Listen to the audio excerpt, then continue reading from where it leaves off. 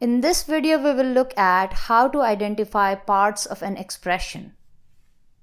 We have some definitions here, and I'm going to leave them here so that we can use these as we look at different expressions. So let's just jump in and let's start with this expression. Negative 4x plus 8y minus 6. And we've been asked to figure out what are the terms, constants, variables, coefficients, and factors. So let's start with terms. Term is a part of an expression that is being added or subtracted. So, and that's not in parentheses. So we don't have parentheses here, but we have a plus and we have a minus. So we have negative 4x that's being added, 8y that's added, and 6 that's being subtracted. So we have our terms now. Negative 4x, 8y, and 6. Now let's move on to constants. So what is a constant? A constant is a term that is just a number. So which of these terms is just a number? Okay, we have 6 here. So 6 is a constant. Now let's move on to variables. You're probably familiar with variables. Variables are like letters or symbols that stand for a number. In this case, we have negative 4x. So x is a variable. And then we have 8y. So y is a variable. Now let's think about coefficients. So a coefficient is a number that is multiplied to a variable. Let's look at each term. So let's say negative 4x. X is a variable and the number multiplied to it is negative 4. So negative 4 is a coefficient. And then the next term we have 8y. Y is a variable and the number multiplied to that is 8. Okay, now let's move on to factors. To identify factors, let's look at each term. So we have negative 4x, and what is a factor? Factor is part of the expression that is being multiplied. So negative 4x, negative 4 is being multiplied to x. So the two factors are negative 4 and x. Now let's look at the next term, 8y. The two factors are 8 and y because they are being multiplied to each other. And then the last term is 6 and it has only one factor, that is 6. Okay, here is the next expression. I would like you to pause the video right now. See if you can identify the different parts of an expression and then come back and check if our answers match. Here we go. So the terms of this expression are negative 15, 4a, and 3b. Let me write it here. Negative 15, 4a, and 3b. And the constants, so there's only one constant and that is negative 15. The variables are a and b.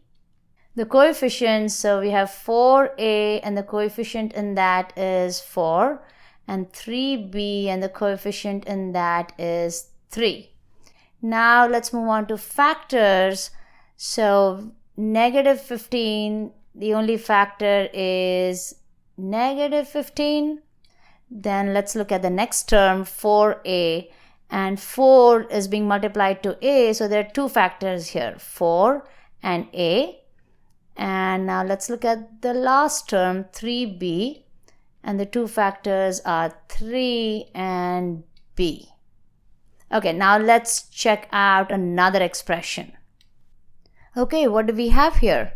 Negative 2 parentheses x minus 3 plus 5xy minus 3y. This one looks different. Again, pause the video right now, try this on your own, and then come back and check the answers. Now let's take a look at it. Negative 2 parentheses x minus 3 plus 5xy minus 3y. Let's go back and look at the definition of term.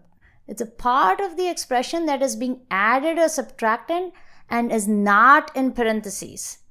So it should, even though there is a subtraction here, since it's in parentheses, this x and 3 are not terms. So let's see what are the adding and subtracting signs that are not in parentheses. So we have a plus here and we have a minus here.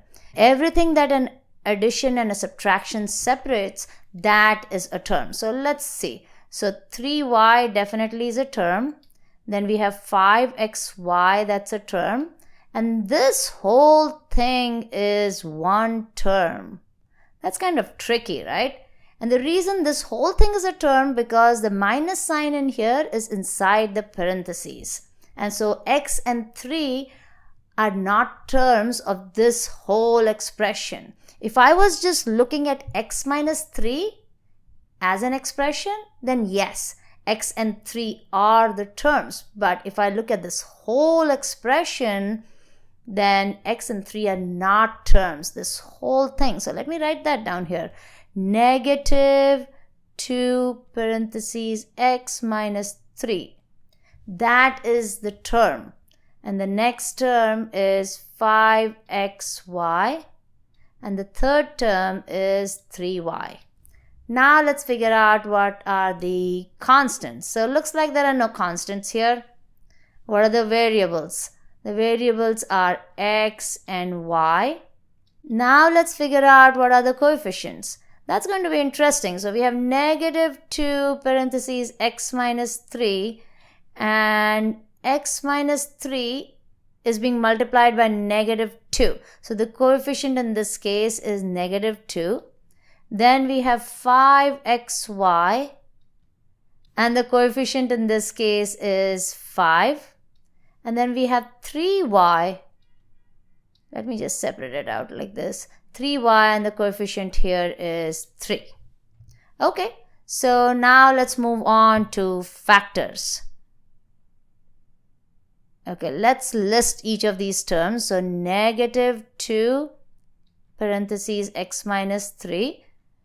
And since negative 2 is being multiplied to x minus 3, the two factors are negative 2 and x minus, x minus 3.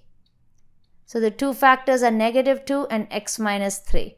Now let's go on to the next term, 5xy. Looks like there are 3 terms in here. So there is a 5, there's x, and there is y. And let's look at the last one, there is 3y. That is pretty straightforward. The two factors are 3 and y. Now let's look at one last example. The expression that we have is 4 minus 7a over b. Again, it looks different. I want you to pause the video, try this on your own, and come back and check the answers. So here we go. Let's try and tackle this one. The terms of this expression are pretty straightforward because we have one subtraction sign, so the terms must be 4 and 7a over b. So 4 and 7a over b. The constant is obviously 4. So that was pretty straightforward too. The variables are a and b. And the coefficient. So this is the term that actually has variables in it. And the coefficient would be 7. Now let's look at the factors. So the first factor is 4, and that has only one factor, that's 4. So that was not a big problem. Let's look at the next one, 7a over b. That one actually has some interesting factors. So 7 is definitely a factor because it's being multiplied. A is a factor. And while it's being divided by b, you can rewrite this as 7 times a times 1 over b. And so the factors would be 7, a, and 1 over b. This one is kind of tricky, right? Okay, so we now have some practice in identifying different parts of an expression.